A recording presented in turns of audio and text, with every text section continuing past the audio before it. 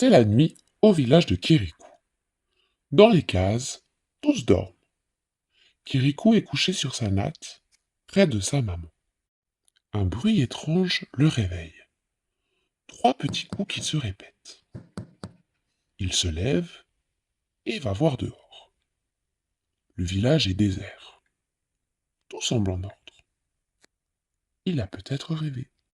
Non, il n'a pas rêvé. Le lendemain matin, Kirikou examine le sol. « Que regardes-tu, Kirikou ?» lui demande sa mère. « De drôles d'empreintes. Les traces d'un oiseau à trois pattes. C'est extraordinaire. Je vais voir qui peut bien produire de telles empreintes. » Il suit les traces, accroupi, marchant comme un canard. Sa mère le conseille. « Bien, ne t'éloigne pas trop. Tant que nous restons groupés près du village, les fétiches se méfient. Mais loin du village, ils guettent et peuvent te capturer. » Kirikou serpente à croupeton à travers le village. La grande fille se moque de lui. Le vieillard lui dit de bien se tenir. Mais Kirikou suit la piste sans se troubler. Il sort du village, monte et descend des collines, avance dans les hautes herbes. Au loin, Caraba la sorcière fait surveiller Kirikou par son fétiche sur le toit.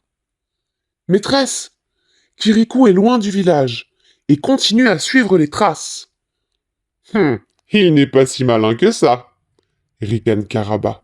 « Il tombe dans le piège la tête la première. » Kirikou zigzague dans la savane, les yeux fixés sur les empreintes. Lorsqu'il relève la tête, il réalise qu'il s'est beaucoup éloigné du village. Il faut peut-être revenir. Mais le bruit étrange de la nuit retentit à nouveau. Et cette fois, il est tout près. Il n'est plus question de rentrer au village, mais de voir enfin qui produit ce bruit. Kirikou écarte un dernier rideau d'herbe et découvre un fétiche qui imprime par terre 3 fausses traces d'oiseaux. Fait un pas en avant, marque à nouveau le sol et continue. Trop loin du village, Kirikou est tombé dans le piège. Il est cerné par une troupe armée, infranchissable. Hébété, il regarde tout autour de lui. Il va être saisi par un fétiche preneur. Mais d'un bond, il grimpe sur un acacia et se réfugie à la fourche des branches, hors d'atteinte. À la porte de sa case, Caraba est impatiente. « Les fétiches ont saisi Kirikou ?» Le fétiche sur le toit la renseigne. « Non, maîtresse, il a grimpé dans un arbre et il se moque d'eux. Et ces imbéciles de fétiches, bien entendu, ne savent pas grimper aux arbres. » Rage Caraba. « Mais ce n'est pas grave. Il tombera de lui-même, quand il sera mort de soif, de faim et de sommeil. » Kirikou regarde le cercle compact et immobile des fétiches.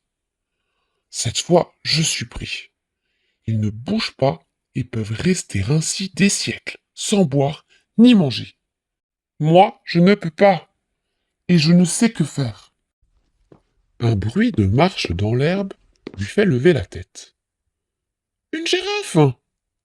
Peut-être qu'elle va faire fuir les fétiches. L'animal s'approche et se met à brouter les hautes feuilles de l'arbre. Les fétiches ne bronchent pas. Ça leur est complètement égal. À la girafe aussi d'ailleurs. Elle ne pense qu'à manger. Kirikou, lui, pense à une solution pour échapper aux fétiches. À toute vitesse, Kirikou grimpe jusqu'en haut de l'arbre et bondit sur le crâne de la girafe. L'animal s'apprête à protester, mais Kirikou lui fourre une branche feuillue dans la gueule et la girafe se met à mâcher. Kirikou, s'agrippant bien à une des cornes de la girafe, attrape les branches à droite et à gauche pour la nourrir. « Allez, mange! Comme c'est bon !» l'encourage-t-il. « Bien, si on allait voir ailleurs. » Kirikou agite des feuilles devant elle pour l'attirer dans une autre direction. Et la girafe quitte l'acacia avec Kirikou sur son crâne. Le fétiche sur le toit prévient la sorcière. Maîtresse, Kirikou n'est plus dans l'arbre. Bien, que les fétiches me l'apportent. Ils ne peuvent pas. Il s'en va sur la tête d'une girafe. La sorcière enrage.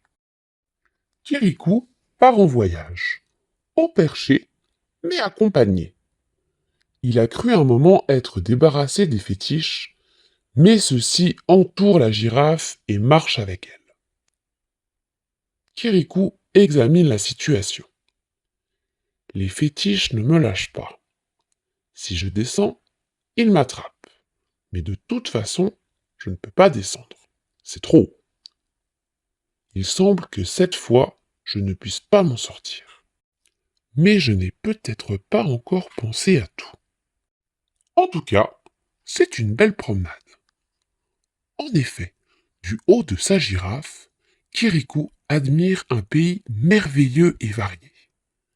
Il traverse une oasis comme il n'en imaginait pas, avec des lacs, des oiseaux, des arbres magnifiques, des fleurs et des fruits. Kirikou en croque un. Pendant ce temps, le fétiche sur le toit continue à renseigner la sorcière. Kirikou est toujours sur la girafe, mais les fétiches sont toujours autour de la girafe. Bien, cette fois, il ne peut pas m'échapper. Un vent inquiétant se lève. Les nuages sombres accourent de l'horizon nord. Une tornade! Elle va m'emporter! S'effraie Kirikou. Brutalement, la tempête est là. Des trombes d'eau tombent du ciel. Le vent hurle, bouscule tout et balaie les fétiches. Bon débarras! S'exclame Kirikou. Moi, je ne vais pas lâcher prise.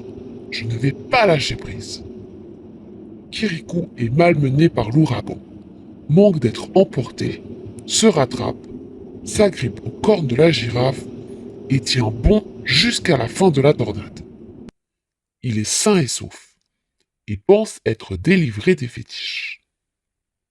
Mais non, le calme est revenu, ceux-ci réapparaissent et reprennent la garde.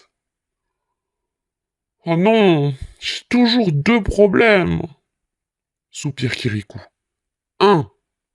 Comment descendre sans me tuer? 2. Comment ne pas être capturé par les fétiches? La girafe est une grande marcheuse, et Kirikou découvre de nouveaux paysages. La savane, la forêt, le désert, des chutes d'eau immenses, une montagne si haute qu'elle a des neiges éternelles à son sommet.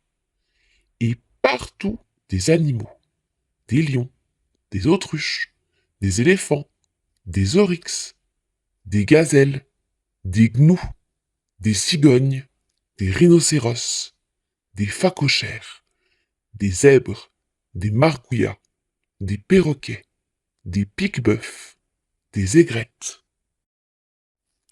Tout en admirant la nature qui s'offre à lui, Kirikou réfléchit. Comment descendre? Comment ne pas être capturé? Ça y est, je sais comment me sauver. C'est tout simple. Que je suis bête parfois. Le soleil se couche. C'est l'heure où les animaux vont boire. La girafe s'approche de la rivière et lentement baisse son long cou, portant Kirikou à hauteur de l'eau. Il plonge dans la rivière devant les fétiches massés sur la berge. Devant sa case, Caraba pense avoir gagné. Kirikou est tombé? Oui, il est tombé à l'eau. Et que font les fétiches? Ils attendent sur la berge. Mais qu'ils sautent! Ils sont en bois. Au moins, ils ne couleront pas. Le fétiche sur le toit hurle aux autres fétiches. Sautez! Tandis que Kirikou se hisse sur l'autre berge, tous les fétiches sautent à l'eau pêle-mêle avec force et claboussure. Ils pataugent lamentablement et sont emportés par le courant. Caraba la sorcière continue à questionner le fétiche sur le toit. Kirikou est noyé? Non, maîtresse. Il est sur la berge.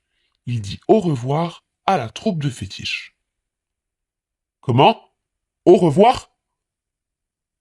Oui, ils reviennent vers nous, emportés par le courant.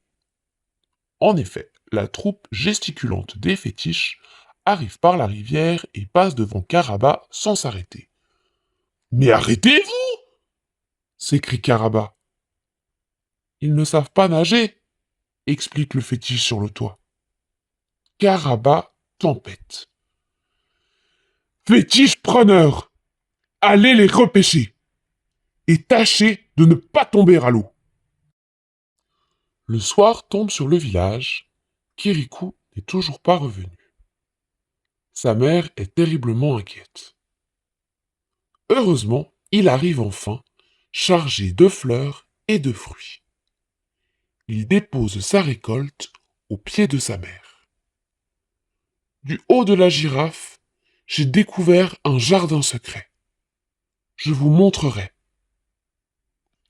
Enfants et adultes se mettent à chanter. Kirikou qui a soif, comprend la girafe, Kirikou sait où est.